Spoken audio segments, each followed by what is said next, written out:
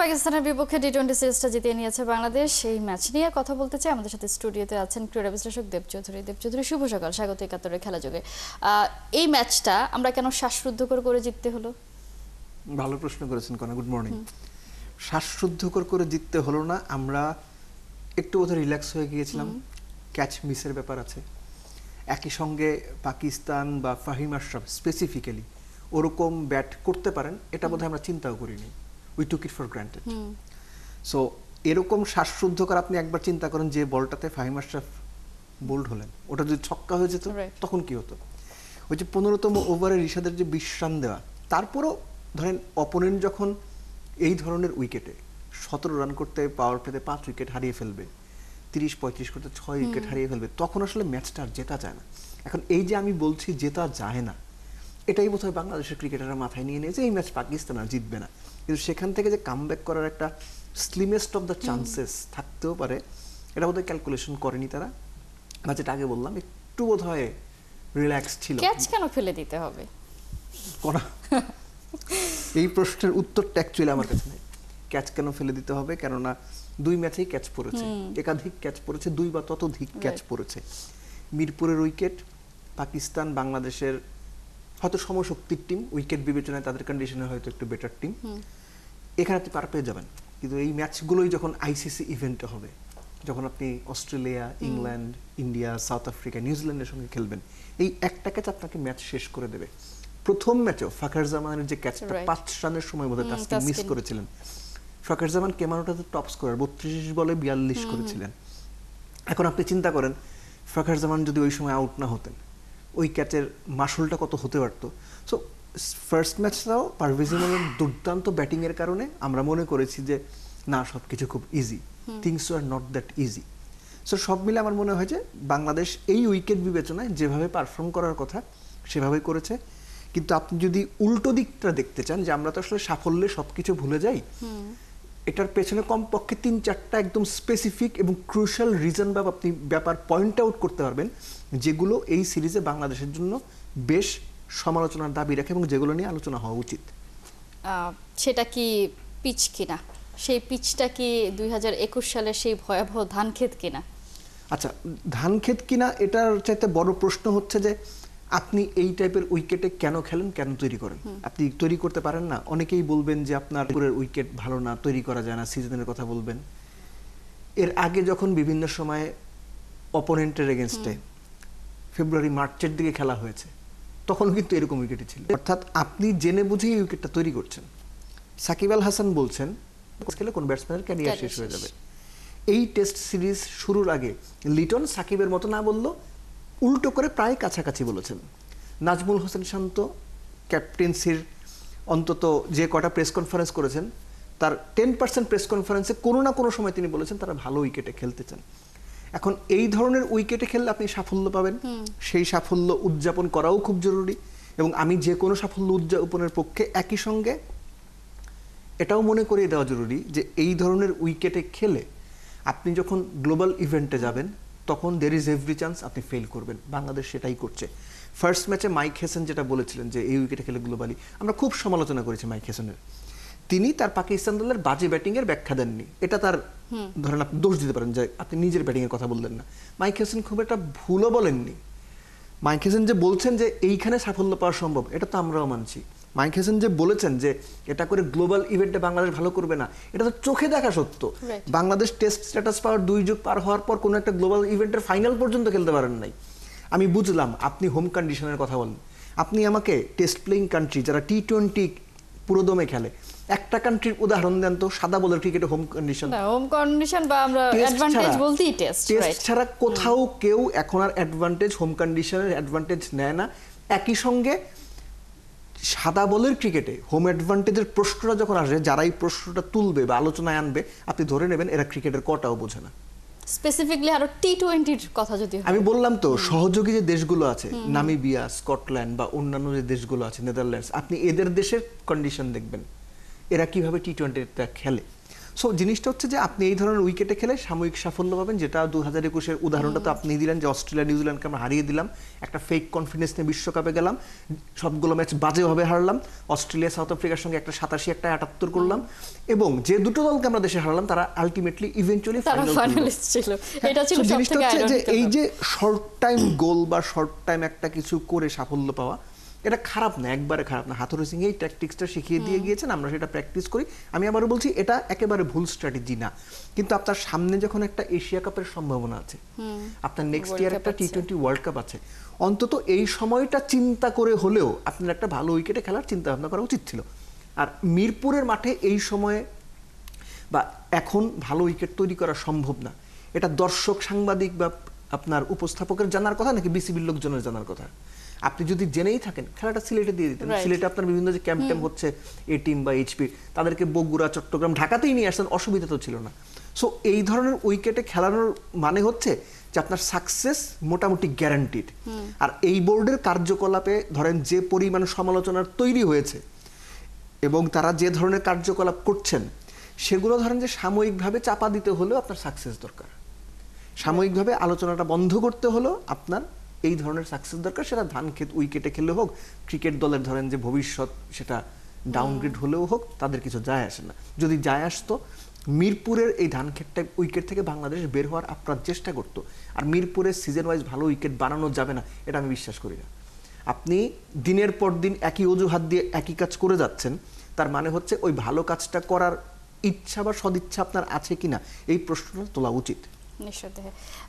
ক্রিকেটাররা আসলে এই মিরপুরে প্র্যাকটিসই করতে চায় না। আপনি লিটনের কথা বলছিলেন, লিটন আসলে মিরপুরে প্র্যাকটিস করতে চায় না, সেটা তিনি নিজেই বলেছেন। মানে তিনি জানেন তার আসলে আলটিমেটলি কোনো লাভ নেই, আরও কনফিডেন্স যেটা ছিল সেটা হারিয়ে ফেলে। আমাদের ক্রিকেটাররা ভালো খেলতে চায়, স্পোর্টিং উইকেটে খেলতে চায়। সেটা যদি দেখি যে এই উইকেটেই তারা ট্রাই করছে, এবং এই বছর যদি দেখি যেই জায়গাটায় আমাদের সব থেকে বড় প্রবলেম ছিল টি-20-তে পাওয়ার হিটিং নিয়ে, ছক্কা মারা, মানে ছক্কা যার টি-20 তার, ছক্কা আমাদের ছিল না, টি-20 আমাদের ছিল না। এখন আমরা বলছি আমরা সেই পথে হাঁটছি, এবং সেটা দেখতেও পাচ্ছি। আমরা ইয়াং যারা আছে তারা সেভাবেই খেলা ট্রাই করছে। তার মানে হচ্ছে আমরা যে কথাটাকে সবসময় বলতাম যে আমাদের আসলে খেলার যোগ্যতা নেই, ফিজিক্যালি বলি, মেন্টালি বলি, এখন আবার কি হয়ে গেল যে আমরা আসলে সবাই ছক্কা মারতে পারছি?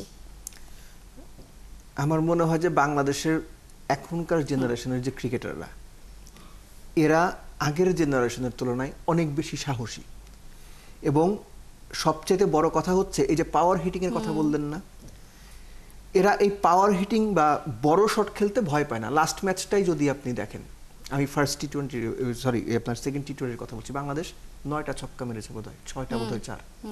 ফার্স্ট ম্যাচে এরকম 8টা 4, 7টা 6। চলতি বছর এই 2025-এর আজকে হচ্ছে আপনার 23শে জুলাই, এই পর্যন্ত টি-20-তে সবচেয়ে বেশি ছক্কা মারা দলটার নাম বাংলাদেশ। আপনি সংযুক্ত আরব আমিরাত এবং পাকিস্তানের এগেনস্টে যদি পাওয়ার প্লেগুলো দেখেন, 53 2 wicket, 66 no loss, 45 2 wicket, 49 1 wicket, 53 1 wicket, 56 1 wicket. অর্থাৎ এটা আপনি আমাদের যে পঞ্চপাণ্ডব ছিল সেই সময়েও বাংলাদেশের টপ অর্ডারকে টি-20-তে নিয়মিত 5-6 ওভারে গড়ে 50 রান তুলতে দেখেন নাই। তানজিদ তামিম এবং পারভেজ ইমনরা কিন্তু করছেন। সো তাদের এই যে ফিয়ারলেস যে মেন্টালিটির কথা বলা হয়, কিংবা ধরেন যে অ্যাগ্রেশনের কথা বলা হয়, এবং সেটা ক্যালকুলেটিভ, প্লেয়াররা ওই মাইন্ডসেট আপে বিশ্বাসী হয়ে উঠছেন, এটা চমৎকার একটা সাইন। কিন্তু আনফরচুনেটলি এটাকে আরো বড় করার জন্য, ওই যে আমরা সহজভাবে বলি যে কলিজা বড় করা, এটাকে আরো বেশি এক্সপ্যান্ড করার জন্য দরকার হচ্ছে ভালো উইকেট। কারণ এই ছেলেগুলো এই ধরনের উইকেটে যে সাহসিকতার পরিচয় দিচ্ছেন, ভালো উইকেটে তারা আরো বেশি সাহসী হয়ে আরো কনফিডেন্স নিয়ে শটগুলো খেলতে পারবেন। কেননা এই উইকেটে খেলতে গেলে বল ঠিক মতো ব্যাটে আসবে তো, বাউন্সটা আনইভেন হবে না তো, বল নেমে যাবে না তো, অনেক রকম হিসাব করে তাকে শটটা খেলতে হয়। কিন্তু ভালো উইকেটে তারা এই হিসাবটা করতে পারবে, কারণ সে জানে যে বলটা সুন্দর ব্যাটে আসবে। সো তাদেরকে ওই সুবিধাটুকু দিতে হবে, উইকেটের সুবিধা।